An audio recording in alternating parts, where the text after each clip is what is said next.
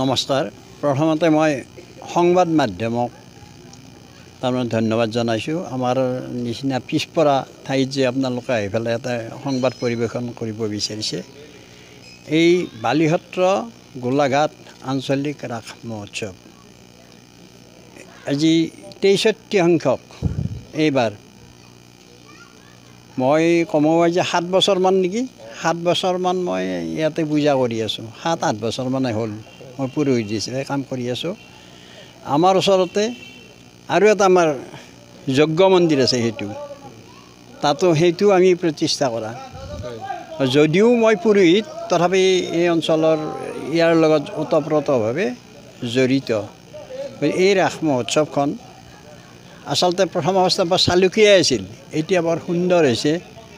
এতিয়া ভাল পৰিৱেশ এটা হৈছে আৰু ইয়াতে বালিসত্ৰ তাত আমাৰ মন্দিৰত বহুত দৰ্শক হয়, সভা হয়, তাতো বহুত ধৰণৰ মানুহ আহে।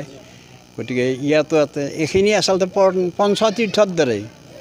ইয়াতে নোহোৱা বস্তু একো নাই, বালিসত্ৰত নোহোৱা বস্তু একো নাই, চব আছে। সভাৰ পৰা একেবাৰে ৰাস যজ্ঞই দুখন হয়, এখনেই লাচিত হয়। গতিকে চব আছে। মই ভৱিষ্যতে এই ৰাস এই অঞ্চলৰ উন্নতি সাধনৰ কাৰণে ভগৱান বিষ্ণুৰ ওচৰত আৰু ভগৱান শ্ৰীকৃষ্ণৰ ওচৰত মই প্ৰণিবাদ জনাইছোঁ।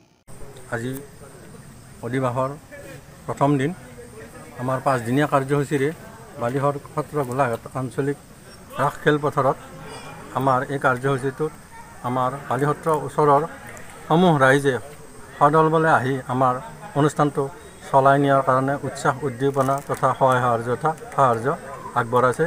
তেখেতসকলক আমাৰ কমিটিৰ তৰফৰ পৰা বিনম্ৰ তথা কৰজোৰে প্ৰাৰ্থনা জনাই আমি অনুষ্ঠানটো সুকলমে আগুৱাই নিবলৈ প্ৰয়াস কৰিছোঁ। প্ৰস্তুতি কিমান আগবাঢ়িছে এতিয়া? প্ৰস্তুতি মোটামুটি 90% আগবাঢ়িছে।